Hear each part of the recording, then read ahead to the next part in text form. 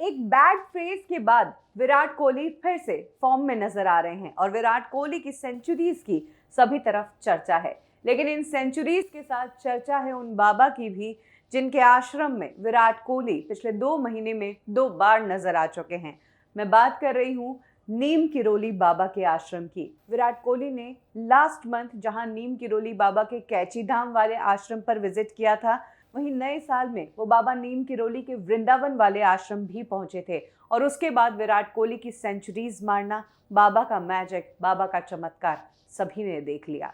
तो आज के इस वीडियो में हम उन्हीं नीम किरोली बाबा के बारे में बात करेंगे जिनके भक्त सिर्फ विराट कोहली ही नहीं हैं, बल्कि स्टीव जॉब्स से लेकर मार्क ज़करबर्ग, हर कोई उन्हें मानता है। नीम किरोली बाबा का जन्म आज से तकरीबन 123 साल पहले यानी कि 1900 में यूपी के फिरोजाबाद के अकबरपुर में हुआ था। उनके पिता जमींदार थे, ब्राह्मण परिवार था।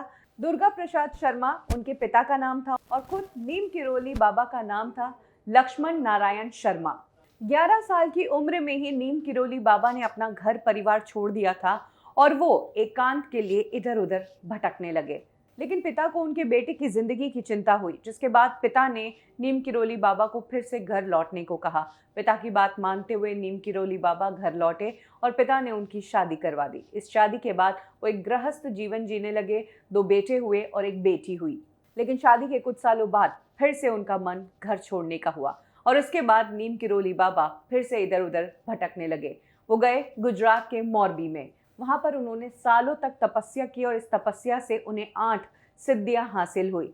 गुजरात के मोरबी में नीम किरोली बाबा को जाना जाता है तलैया वाले बाबा के नाम से।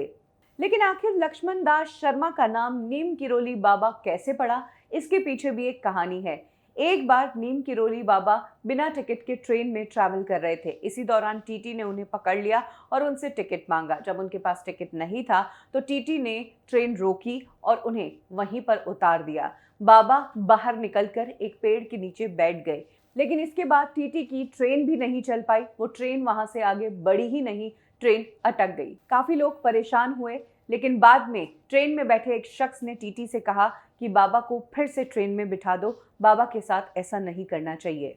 तब बाबा 2 शर्तों पर ट्रेन में बैठे। पहली तो ये शर्त थी कि कभी भी किसी साधु के साथ इस तरह का व्यवहार नहीं करोगे, और दूसरी शर्त थी कि यहाँ पर स्टेशन नहीं है, यहाँ पर स्टेशन बनाओ। सबसे बड़ी बात, जहाँ पर वो ट्रेन रोकी गई वहाँ का नाम था निब करोली। और जैसे ही बाबा ट्रेन के अंदर जाकर बैठे तो ट्रेन चल पड़ी। ये मैजिक इतने लोगों ने उनका देखा।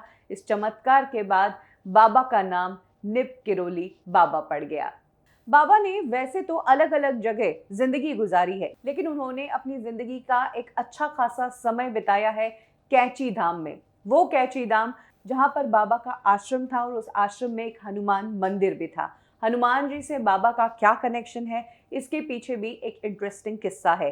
एक बार उत्तराखंड के पहाड़ी इलाकों में ही बाबा कहीं घूम रहे थे। तब उन्होंने एक लड़के को आवाज़ दी। सबसे बड़ी बात, बाबा ने उस लड़के को पहली बार देखा था, लेकिन क्योंकि बाबा को सिद्धियां हासिल थी, वो उस लड़के का नाम लेकर उसे पुकारते हैं, कहते हैं पूरन इधर आओ। लड़का चौंक जाता है कि आदमी कौन है जो मुझे जानता तक नहीं और उसे मेरा नाम भी पता है। तब बाबा कहते हैं कि मैं तुम्हें जानता हूँ, जाओ जाके अपने घर से कुछ खाना लेकर आओ, मुझे भूख लगी है। पूरन इसके बाद बाबा के लिए खाना लेकर आता है। फिर बाबा पूरन से कहते हैं कि गांव से 2-4 और लोगों को लेकर आओ। पूरन बाबा की बात मानते हुए 2-4 लोगों को लेकर आता है। फिर बाबा उन सभी लोगों को लेकर जंगल में एक जगह पर लेकर जाते हैं और कहते हैं कि यहाँ पर ये जो पत्थर रखा है, इस पत्थर को हटाओ, क्योंकि यहाँ पर एक गुफा है और यहाँ पर एक स्थान है। वो लोग वैसा ही करते हैं जैसा बाबा कहते हैं। जैसे ही पत्थर हटाया जाता है तो अंदर से एक गुफा नजर आती है। इसे देखकर वो सभी लोग हैरान हो जाते हैं, क्योंकि वो सभी लोग सालों से वहाँ रह रहे थे, उनकी ज़िंदगी वहाँ गुजर रही थी, लेकिन उन्हें कभी नहीं पता चला कि इस पत्थर के पीछे एक गुफा है। इसके बाद सभी लोग पत्थर के अंदर जाते हैं तो वहाँ पर एक धुनी नज़र आती है और कुछ पूजा पाठ के सामान नज़र आते हैं। ऐसा लगता है कि यहाँ पर पहले से ही पूजा पाठ हो रहा हो और ये एक जगह है। बाबा कहते हैं कि ये हनुमान जी की जगह है और यहाँ पर अब हनुमान जी को बिठाना चाहिए। जिसके बाद उस जगह पर एक हनुमान मंदिर बनाया जाता है। उस हनुमान मंदिर के पास आश्रम बनाया जाता है और वही आश्रम है कैची धाम आश्रम, जहाँ पर बड़े बड़े लोग जाते हैं। बाबा के आश्रम इंडिया के तो कई पॉलिटिशियंस जाते ही थे, लेकिन विदेशी भी बाबा से बहुत जुड़े थे, जिसमें से एक किस्सा है रिचर्ड एल्बर्ट का। रिचर्ड एल्बर्ट केमिस्ट थे, ड्रग्स की रिसर्च करते थे और हार्वर्ड में प्रोफेसर थे। रिचर्ड एल्बर्ट एक बार इंडिया आए घूमने के लिए और पीस और शांति ढूंढने के लिए। इसी दौरान रिचर्ड एल्बर्ट की नीम किरोली बाबा के एक डिवोटी से मुलाकात हुई और उसने रिचर्ड एल्बर्ट को कहा कि मैं आपको बाबा से मिलाता हूँ और बाबा बहुत चमत्कारी है, बाबा से मिलके ही सब इतने खुश हो जाते हैं और उनकी जिंदगियां बदल जाती है।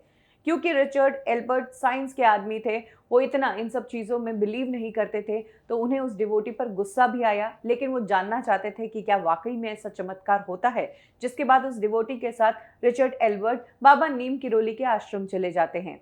रात में रिचर्ड बहुत देर तक आसमान में तारे देखते हैं, क्योंकि 6 महीने पहले ही उनकी मदर की डेथ हुई थी, तो वो अपनी माँ को याद करते हुए आसमान में तारे देखते हैं।